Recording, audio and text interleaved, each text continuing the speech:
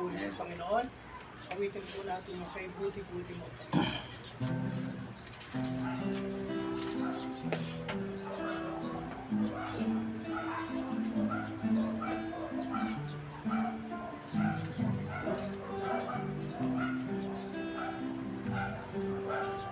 Buti-buti mo, Panginoon,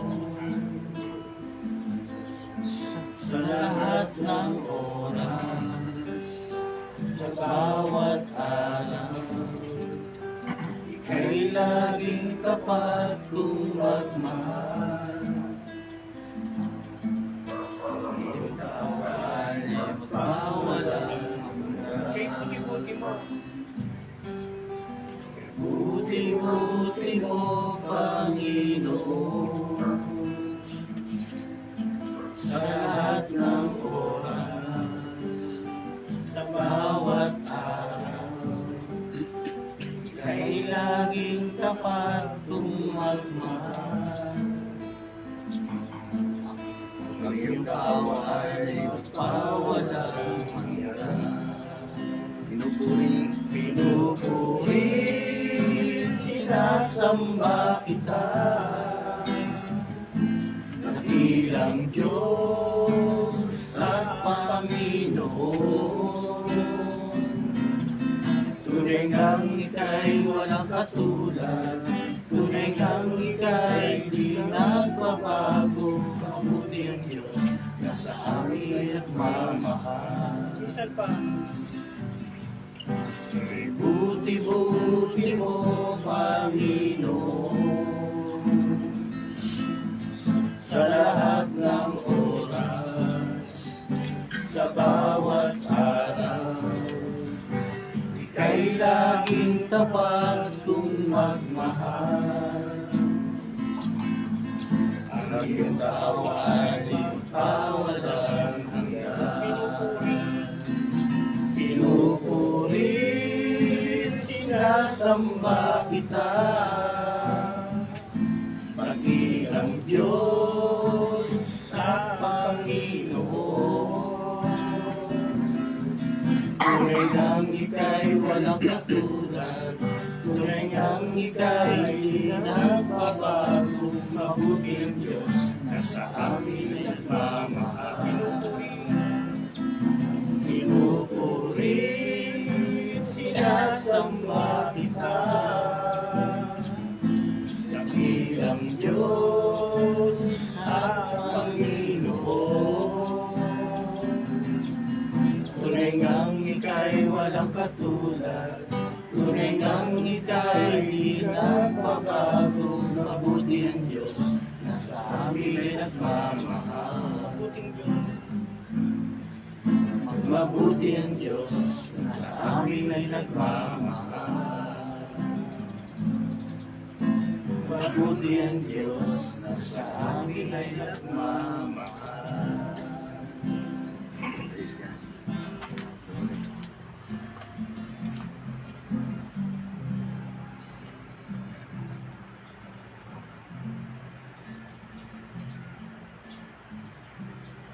Sige, tayo po yung manalangin. Purihin ka, Panginoon, aming Ama, papasalamat muli kami sa kaloob yung araw na ito sa amin, sa bawat isa po sa aming Panginoon, at kami nagagalak at muli kami ay magkakasama-sama upang muli ay mapakinggan namin ang iyong mga salita, Panginoon. At hayaan mo na sa umagang ito ay linisin mo rin po kami sa lahat po ng aming mga karumihan. Kung meron po kayong nakikita sa aming mga puso, Panginoon, ay patawarin niyo po kami, Panginoon, sa lahat ng aming mga pagkukulan at mga pagkakasala sa iyo, Panginoon. At sa mga oras na ito, hiling namin ang iyong pagbabasbas, Panginoon, sa gawain ito. Hayaan mo na ang iyong pangalan ang siyang madakila, maparangalan, at namin pong maliwalhati, Panginoon, sa oras na ito, Panginoon. Muli sa iyo namin pinagkakatiwala ang lahat po ng bagay na ito sa ngalan po ni Jesus na aming Panginoon at aming pong tagapagligtas. Amen, amen, amen.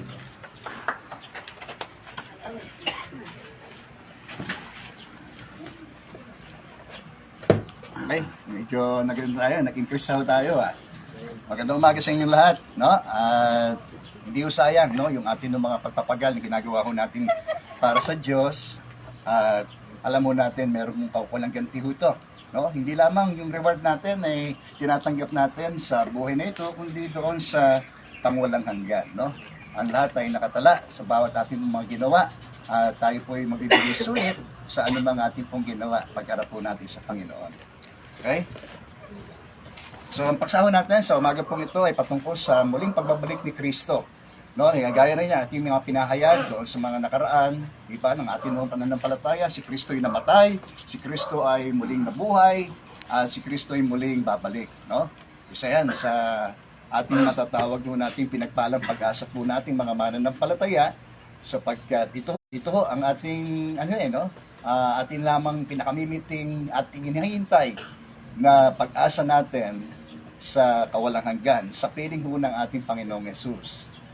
Okay, dito po sa Thessalonica, sulat ni Paul, dito po sa 1 Thessalonians chapter 4, verse 13, ito po ang sinasabi ukol dito sa pagparito ng ating Panginoon. Okay, sabi po rito sa verse 13, mga kapatid, ibig naming malaman ninyo ang katotohanan tungkol sa mga namatay na nang hindi kayo magdalamhati. Naniniwala tayong si Jesus ay namatay at muling nabuhay. Kaya naman, naniniwala tayong bubuhayin din ng Diyos ang lahat ng mga namatay na nananalig kay Jesus upang isama sa Kanya.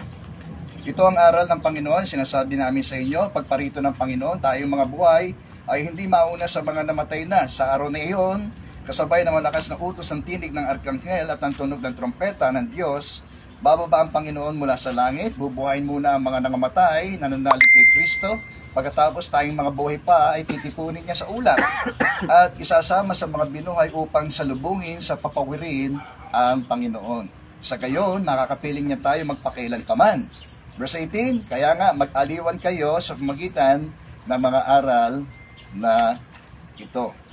Okay, at nais ko pong pamagatan, no? Itong mensahe ho ng Diyos sa atin ngayong umaga, the comfort of His coming, no? Ang kaaliwan ng kanyang pagparito. Okay? So, yan naman ho, ang ating pinaniniwalaan, na sinabi nga ho rito, tayong mga mananampalataya, hindi lang tayo naniniwala na si Jesus ay namatay. No, atin ho yung pinananaligan sapagkat ang pananalig ay naniniwala tayo sa mga bagay na hindi naman nating nakikita. No? At nagtitiwala tayo sa mga bagay ito po natin pong inaasahan. Bagamat hindi ho natin nasaksihan mismo yung kamatayan ni Kristo na yun, pero dahil sa ating paniniwala at pananampalataya ay naniniwala ho tayong naganap ang makasaysayang pangyayari po na yon. Okay? Gayun din, tayo rin ay nananalig at naniniwala na siya ay muling nabuhay mula sa mga patay. Bagamat hindi rin ho tayo ng mga naging mga saksi ng kanyang muling pagkabuhay, no? Dangat lamang ito ay atin hong pinaniniwalaan sapagkat ito rin, no? Ayon din ho po sa kasaysayan ay naganap, no? Maraming mga nakasaksi ng kanyang muling pagkabuhay. At ito ang naging central message ng gospel. Ano po? Ito pong muling pagkabuhay ng ating Panginoong Jesucristo. No? At siya ay naniniwala rin po tayo na siya po iniakyat. Ayon din po sa tala ng banal na kasulatan na siya iniakyat doon po sa langit. At ngayon na po siya namamagitan po sa atin bilang atin pong dakilang saserdote na nanamagitan ho sa atin bilang mga mananampalataya. No? At salamat sapagkat siya rin po ay nangako ng kanyang muling pagparito, no? Bago pa man siya niyakyat sa langit, ay hindi no ang kanyang tagubilin pa rin sa huling pagkakataon, no, ng dalawang lalaki, no, na sinasabi na naroon po na kasamang umakyat ni Jesus doon sa langit. Itong si Jesus doon, nakita nila, nasaksihan na paano siya ay iniakyat doon po sa langit, ay kanila rin masasaksihan sa kanyang muling pagparito. Purihin po ang Panginoon. At marami pang mga talata sa Biblia na nagpapahayag na talagang si Jesus ay muling pabalik. Okay? Kaya nga sinabi ni Jesus doon sa John chapter 14, sa bahay ng kanyang ama ay maraming silid. Kung hindi kayo ni sinasabi sana niya sa kanyang mga disciple at siya'y paroroon upang ipaganda sila ng matitiran. At kapag siya ay napaghanda na, ay siya raw po ay babalik upang ang kanyang mga anak o kanyang mga tagasunod ay kanya namang maisama doon sa kanyang mga naipaganda. Amen, no? So, purihin po ang Panginoon. So, isa sa mga tanong ng mga believers dito sa Thessalonian ay patungkol doon sa kanilang namangayapang mga kamag-anak, no? At marahil ay mga kapatid sa pananampalataya. Ano na nga po ba ang nangyari sa kanila? No? At may advantage ba yung pong mga nabubuhay ng mga mananampalataya noong mga panahon na yon kaysa doon sa mga namayapa ng mananampalataya? Kaya ito yung sinagot ni Paul dito sa verse 13 na ang katotohanan patungkol sa mga namatay nilang mga kaanak at mga mananampalataya na mga kapatid. Sabi dito, mga kapatid, ibig namin malaman ninyo ang katotohanan tungkol sa mga namatay na. Ano nga ba nangyayari? No, yung silang mga dakilang katanungan sa buhay. Meron bang buhay pagkatapos ng kamatayan? Meron bang langit? Meron bang impyerno? Meron bang purgatorio? Salamat sapagkat yung una, ibigay niyo rito na meron tayong kapahayagan ng Diyos. We have a revelation from God. Amen. No? Yan yung first R, nitong comfort of His coming. Meron tayong kapahayagan mula sa mga katotohanan ng kanyang mga salita. No, at ito po ang magiging saligan ng atin ng paniniwala. No, ang mga katotohanan ito ay matibay na saligan ng atin ng paniniwala. Sapagkat ito po ay salita ng Diyos. Amen, no? At isa sa mga pangunahing layon po ng Biblia ay ituro sa atin ang daan ng ating pong ikaliligtas. No, sabi po sa 2 Timothy chapter 3 verse 15, mula pa sa pagkabata, alam mo na ang banal na kasulatan ay nagtuturo ng daan ng kaligtasan sa pamamagitan ng pananampalataya sa ating Panginoong Jesucristo. Amen. Okay? So, we have a revelation from God through His Word, no? Kaya itong napakahalagang bagay na ating pong mapanghawakan, lalo na sa issue ng mga namatay nating mga kapatid, mga mag-anak, kung sila ay mananampalataya. Okay? Sabi rito na ang mga katotohanan tungkol sa mga namatay na nang hindi kayo magdalamhati tulad ng mga taong walang pag-asa. So, dalawa lang ang klase ng tao sa mundo, no? Isang taong may pag-asa at isang wala. At siguraduhin natin, no, na tayo po ay naroon sa panig ng mga taong meron pong pag-asa at hindi doon sa wala. Okay? At ang pag-asang ito ay hindi sa buhay dito sa ibabaw ng lupa, kundi ang pag-asang ito ay doon sa buhay na walang hanggan. Purihin po ang Panginoon, no? Kaya nga, yun yung pangako ni Jesus, di po ba? Ang nananalig sa Kanya, kahit mamatay, ay meron pong buhay na walang hanggan. Amen. Amen. Okay. So, pangalawa, dito sa comfort of His coming ay yung pong Kanyang muling pagbabalik, the return of Christ. O naniniwala po tayo ron, no? Kaya sabi rito sa verse 14, naniniwala tayong si Jesus ay namatay. Naniniwala ho ba tayo? Amen. Ayan. So, naniniwala rin tayo siya ay muling nabuhay. Amen. Amen. Kahit di natin nakita yon, kahit hindi tayo maging saksi na siya ay muling nabuhay. At kaya naman, naniniwala rin tayong bubuhayin din ng Diyos ang lahat ng mga namatay na nanalig kay Jesucristo. Amen. So, pangatlo, di ba? Yung the comfort of His coming ay yung pong resurrection of the dead. No? Ang tunay na talagang pangako ng Panginoon na tayo ay makakasumpong ito pong pag-asa ng muling pagkabuhay na ito, tayo mga nakasumpong ng pag-asa sa Kanya. Okay? Kaya sabi rito, naniniwala tayong bubuhay muna ng Diyos ang mga nanampalataya sa Kanya. Pagkatapos, kung sakali tayo po yung mga buhay pa, no, ay sabi rito, tayo ay isasama sa mga binuhay doon sa papawirin upang makapiling natin ng Panginoon sa magpakailan paman. Amen. Kaya kay Jesus, meron pong forever. Amen. Di po ba? Hindi sa asawa mo. Di po ba? Pagpunta natin doon, hindi na tayo mag-asawa. Oh, kundi tayo po ay sama-sama, no, na kung saan tayo po ay makasasamba ng tuwiran sa Diyos, no? Sa ganang siya ay makikilala natin at makakita natin sa kanyang likas, no, na kalagayan. Purihin po ang Panginoon.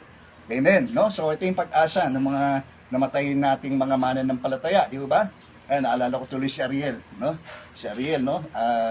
Somehow na makita natin na ang Diyos ay patuloy na nagbibigay ng pagkakataon sa lahat ng tao upang siya ay makilala, no? Kahit yung dalawang salarin doon sa tabi ng ating Panginoon Jesucristo, no?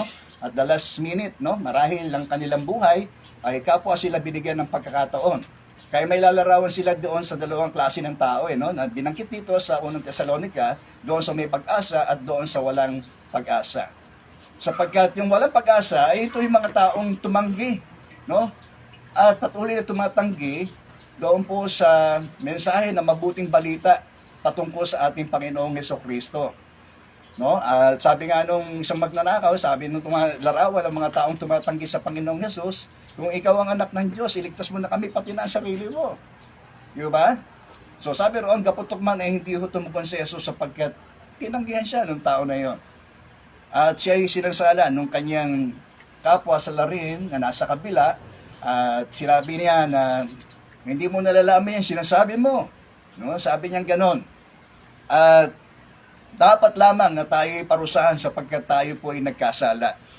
No? Kakaiba doon sa tumanggi at siya naman ngayon ay tumatanggap na siya ay isang taong nagkasala kung kaya't siya po ay pinarurusahan. No? At ang kanyang kasunod na panghusap, ngunit ang taong ito, ang itinuro niya ay ang ating Panginoong Yesus.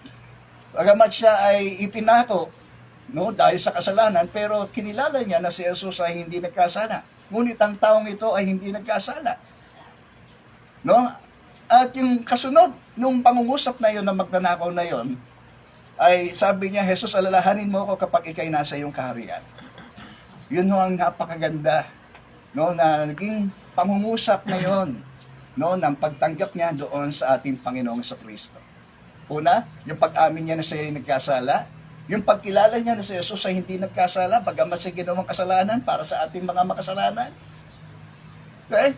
At yung pangatlo na yon, nung kanyang pagtanggap na yon, he received Christ, no? Sabi niya, Jesus, alalahanin mo ko kapag ikay nasa iyong kaharian.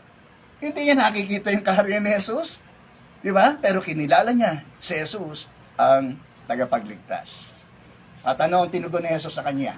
Sabi ron, immediately, Jesus replied, no? Today, you shall be with me in paradise. Purihin po ang Panginoon. And the same thing, na pangungusap na binigay rin ho ng Diyos atin, no? Nung tayo po ay sandaling tumanggap at nanalig sa Kanya, tinanggap po natin siya bilang ating tagapagligtas, Panginoon ng ating buhay. No? The same hope, no, na ibinigay niya sa atin, at tayo po ay mayroong buhay na walang hanggan. Amen. Alapakan muna nga natin si Lord. Hindi mo lang. Ha? Eh, yung buhay na walang hanggan, hindi mo natin mabibili yun. O, hindi po punta tayo sa butika. Pag bigyan ng buhay na walang hanggan, wala po doon. Hindi po ba?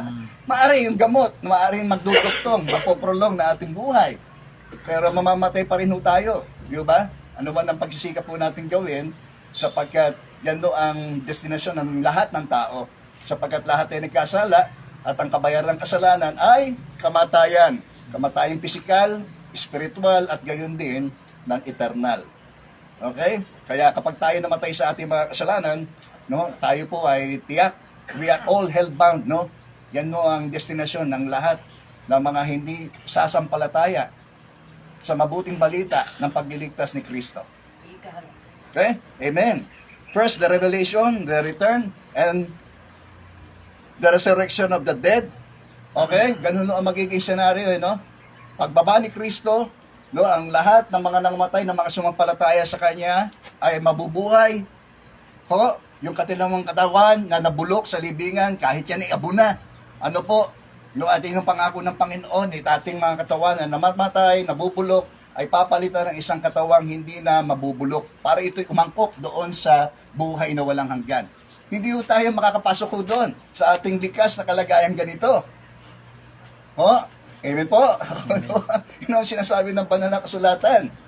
No? Kaya kailangan umangkop ang ating buong pagkatao. Kasama na ho dyan yung ating katawang lupa. No? Na kailangan itong mapalitan ng isang katawang maluwalhati para ito'y umangkop doon po sa langit na bayan ng Kanyang pinangako sa atin. Amen po. Amen. Kaya nga sa isang kisap mata, pag tunog ng trompeta, bababa ang Panginoon, bubuhayin muna yung mga nangmatay kay Kristo, pagkatapos tayong mga buhay pa, kung sakaling buhay tayo noon. Kanina, pinag-uusapan natin yung kamatayan. Lahat tayo mamatay. Pero pwede rin tayo, no?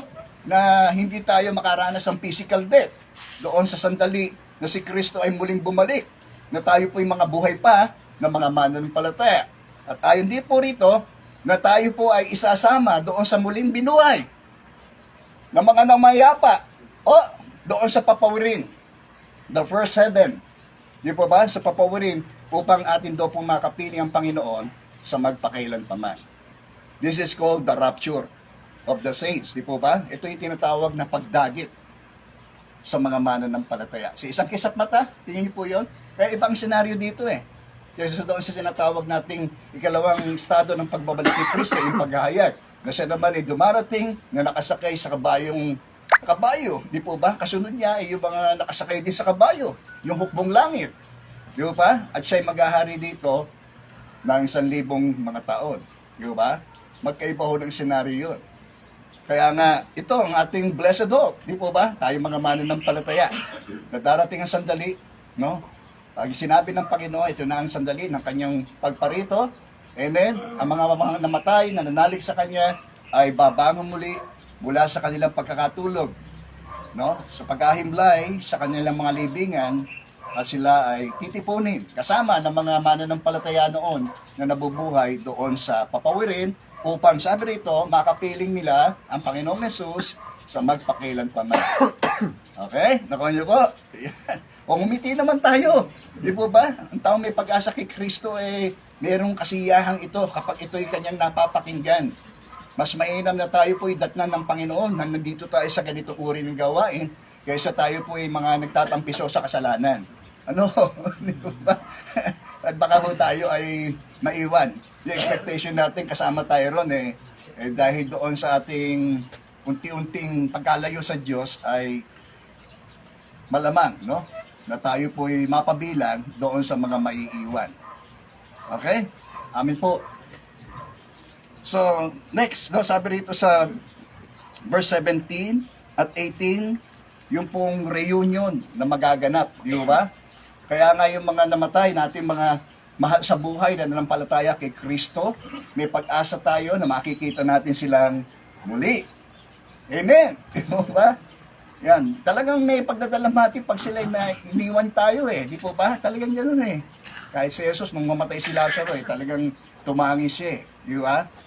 Pero yamang ito ang kaaliwan, no? Sa gitna ng ating pagdadalamhati sa ating mga mahal sa buhay, mga kapatid na mga namayapa na, pero alam natin, meron sila din pag-asa sa Panginoon, darating ang sandali na tayo ay magkakasama-samang muli at makikita-kitang muli. Amen. Amen. O, sino ba yung mga kapatid natin na mga namayapa na? Mga kapatiran natin. Hindi na mabilang. Diba? Hindi naman mawari kasi lagi naman tayong laging nasa bingi tayo ng kamatayan, di po ba? Kahit ang malakas tayo, kahit masigla tayo, di ba? Lagi tayong kamatayan ay lagi hong nakaabang sa atin yan. Amin po ba? Amen. Kaya nga, ang sinasabi ng Diyos sa atin, di ba? Mapalad yung mga taong naghahanda. No? Matalino yung mga taong naghahanda ng kanyang kamatayan, pero mangmang yung nag-iisip ng kanyang kasiyahan. Mas mabuting pumunta sa bahay na merong namayan kaysa sa bahay na merong handaan, sapagkat dapat alahanin ng buhay na siya man ay tinakda ring mamatay. Di ba? Yan, amen. So, pag ako'y namatay mamaya, saan ako pupunta? Tanong natin, sa sarili natin. Naku, pastor, wala kakalam yan. Kaya nga, we have the revelation from God, di ba? Ang kanyang mga salita ay naghahayag sa atin, nagtuturo sa atin ang daan ng ating pong ikaliligtas. No? Amen. Gayun na lamang ang pag-ibig ng Diyos sa sanlibutan, kaya binigay niyang kanyang buktong na anak na si Jesus. Yan ang purpose kung bakit isinugo si Jesus dito sa lupa. No? At ang kanyang mission ay yung mamatay siya sa krus upang sa ganung paraan ay mabayaran at bigyan lugod ang Diyos sa gagawin po niyang kamatayan na iyon, pag-aalin ng kanyang buhay, alang-alang ho sa ating mga makasalanan. Isang alam lang natin kasaysayan pero yung significance nun, hindi natin alam. Marami pong mga tao hindi ho alam yun. Kahit ako nung dati, no? Bata pa ako, kilala ko na si Jesus Di ba? Alam ko yung kasaysayan, no? Ng kanyang kapanakan, pangalan naging buhay, nung siya po'y nangaral, ano po, nagpagaling siya ng mga may karamdaman, nagpalaya siya ng mga demonyo. Yung mga istorya no, alam natin, namatay siya sa krus, muli siyang nabuhay. Kaya ano pa significance nun? Maraming naniniwala na si Jesus ay namatay, muling nabuhay. No? Ngayon ay nakaluklok doon sa kanan ng Diyos. At siya ay naniniwala na siya ay muling babalik. Pero pagka ikay namatay, saan ka pupunta? Kaya pastor, wala nakakaalam nun. Pagka ganun ang ating nako, naniniwala lang tayo pero hindi tayo nananampalataya. Di ba? Iba ho yung Kristo o Jesus ng kasaysayan kaysa doon sa Jesus ng karanasan. Napakalayo ho ng pagkakaiba nun. Yung alam lang natin, ang isang bagay ay katotohanan, pero wala tayong pag-aangkin sa mga katotohanan na yun. Ano po? Sino pupunta ng langit pag siya'y namatay mamaya? Taas ang kamay. O bakit yung iba parang ayaw nyo? Hindi kulani. Hindi sure, hindi sure.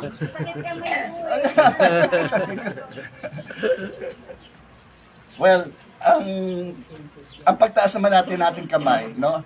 At pagkilala doon sa pag-asa po natin yon ay ano ng udyok ng ating puso, ng ating pananampalataya, na tayo'y tunay na may pag-asa sa ating Panginoong Yesus. Amen? Kasi sayang lang itong ginagawa natin kung wala tayo ng pag-asa na yun eh. Ano pang saysay nito? Di ba? Ano pang saysay na ginagawa ko natin itong mga bagay na ito na nais nating paluguran ng Diyos. Hindi dahil sa pagsisikap natin para tayo maligtas. Kung kaya't kaya ginagawa ho natin ang mga mabuting mga bagay na ito dahil sa alam natin na tayo ho ay may pag-asa sa buhay na wala hanggan. Yan ang motivation natin eh. Di ba? Yan ang nagbibigay ng motivasyon sa atin para magpatuloy tayo sa biyaya ng Diyos sa kabila ng ating pakikipagtunggali pa rin sa ating mga panloob na pakikipagtunggali at panlabas na pakikipagtunggali sa pananampalataya. Ito ang nagiging dahilan para tayo ay magpatuloy sa buhay natin dito sa lupa. Amen po. Okay, the reunion, sabi dito sa verse 17, no, upang isama sa kanya, sabi dito, tuloy natin ha. Pagkatapos tayo mga buhay pa ay titipunin niya sa ulap at isasama sa mga binuhay upang salubungin sa papawirin ang Panginoon. Tingnan niyo po yun ha. Kaya this reunion will be a glorious meeting. Maluwalhating pagtitipon. Amen. Ano pa? It will be an everlasting meeting. Pangwalang hanggang pagtitipon. Amen. Tayo, natitipon tayo ngayon. No? Pansamantala lang to. Ano po ba? Pero darating, no? Kasabay, no? Yung pong pagkabuhay ng mga damayapang nating mga mananampalataya, no? At mga kapatid natin sa pananampalataya, kasabay noon. Yung malwalhating pagtitipon na yon. Amen. And it will be an everlasting meeting. Purihin po ang Panginoon. Yon ang ating pag-asa. Okay. Sumunod, na ito rin ang time of reckoning, no? Ibig sabihin, ito rin ang sandali na tayo po ay magbibigay sulit sa Diyos at tayo po ay harap sa Kanya. No, sabi doon sa 2 Korinto, kabanatang 5, talata 10, bawat isa ay haharap sa hukuman ni Kristo upang tumanggap ng kaukulang ganti, no, sa kanyang mga ginawa nung siya ay nabubuhay pa sa lupa. Okay? So, hindi tayo hatulang para doon sa walang hanggang kaparusahan. Amen po ba? Sapagkat hindi na hinahatulang maparusahan ang mga nanampalataya kay Kristo. Ano po ang ating magiging sukatan? Yung paghahatol ng Diyos sa atin. Yung ating mga ginawa para sa Kanya. Amen po ba? Kaya nga sabi roon sa 1 Korinto, kabanatang 3, ihayag ng apoy ang uri ng gawa ng bawat isa sa araw ng paghuhukom. Amen. Di mo ba? Kaya mahalaga, itong bagay na ginagawa ko natin dito ay hindi ho nawawalan ng saysay. Ano po? Pakahirap naman tayo. Hindi sana mag-ano na lang tayo, kumita na lang tayo ng pera, mag-isip na lang tayo kumita ng pera. Hindi naman lahat ng kailangan ng tao, pera eh. Amen po ba? Amen po ba? Amen. Ikaw na lang tayo, gugulin natin yung oras natin, no? Para yumaman, para sumikat, para gumaling, no? Para magkaroon magandang kinabukasan. Iwan natin lahat yun eh. Ano po ba? Sabi, mawawala ang langit at ang lupa, Ngunit ang ginawa natin lang natin para sa Diyos at sa kanyang paghahari ang hindi ho mawawala ng kabuluhan. Tandaan ho natin yan. Kaya para sa iba, walang saysay mga ganitong mga baktitipon, pero sa ating mga mananampalataya, ito'y may kabuluhan. Ano ho? May kasiyasiyang dulot ito sa atin dahil doon sa pag-asa na yon na darating ang sandali, yung mga ginawa natin para sa Diyos, para sa ating Panginoong Yesus, ay may hindi yung mawawalan ng kabuluhan. Kaya nga sabi, magpakasipag kayo, no? At huwag matitinag. Magpakasipag kayo sa gawain para sa Panginoon. Yamang alam ninyo na hindi nasasayang ang inyong mga pagpapagal. Oh, yan. So, there will be a time of reckoning, no? Na tayo po'y haharap sa Diyos at magbibigay tayong sulit sa lahat ng ating ginawa. Although tayo po'y naliligtas, sabi roon, parang nagdaan sa apoy, sapagkat makikilala ang uri ng gawa ng bawat isa. So, dapat na makahalaga rin sa bawat ginagawa ho natin para sa Diyos, ay sinisiyasat natin yung layunin kung bakit natin ginagawa ho yun. So, the primary purpose, no, kung bakit tayo nag-exist is to glorify God. Amen? Amen. And the primary purpose kung bakit tayo gumagawa para sa Diyos is to glorify the Lord Jesus Christ. Yan no ang pinaka-puntong layon po natin. Kasi pagka ganun ang layon natin, magiging kasiyasiya ang anumang ginagawa ho natin para sa Panginoon. Kasi mabubugnot lang tayo, di po ba? Mabubugnot lang tayo, maiinip tayo kapag hindi tama yung layunin ng puso natin kung bakit natin ginagawa yun. Bakit ba ako nangangaral? Bakit ba ako nagtuturo? Bakit ba ako dumadalo? Bakit ba ako nakikinig? Bakit ba ako tumutugtog? Bakit ba ako maawit? So sa lahat ng yan, no? Ang layunin ng puso ang higit na mas mahalaga para sa Diyos. Di ba? Hindi yung ating galing, hindi ating humusay, hindi yung ating talino, hindi yung ating kakayanan. Ang higit na mahalaga sa Kanya ay yung puso ng tao. Okay? Amen po?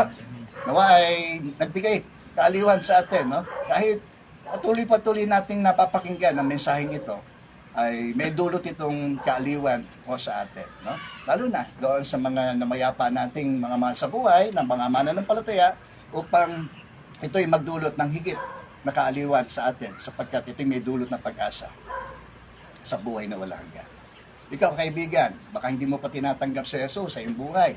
Maring nagkakasama tayo rito, pero hindi mo talaga tinatanggap pa si Jesus. Kaya wala kang nakikitang epekto dito sa iyong buhay.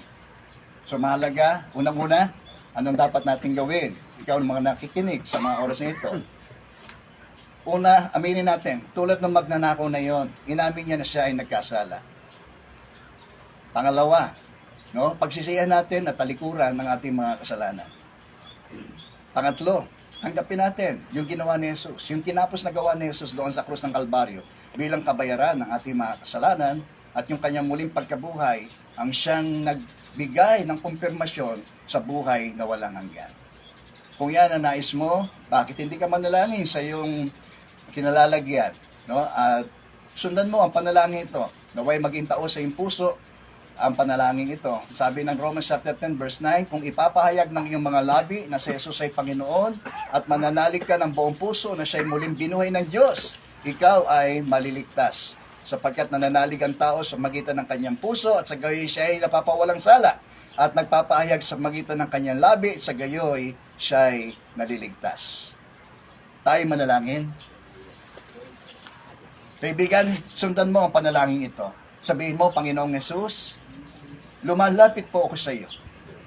Kinikilala ko po na ako po isang makasalanan.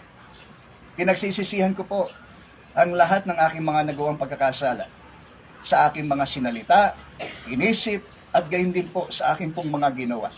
Patawarin mo po ako. Panginoong Yesus, sumasampalataya ako na ikaw ay namatay upang ang aking mga kasalanan ay mabayaran. Sumasampalataya rin ako na ikaw ay muling nabuhay mula sa mga patay upang ako ay magkaroon ng pag-asa sa buhay na walang hanggan.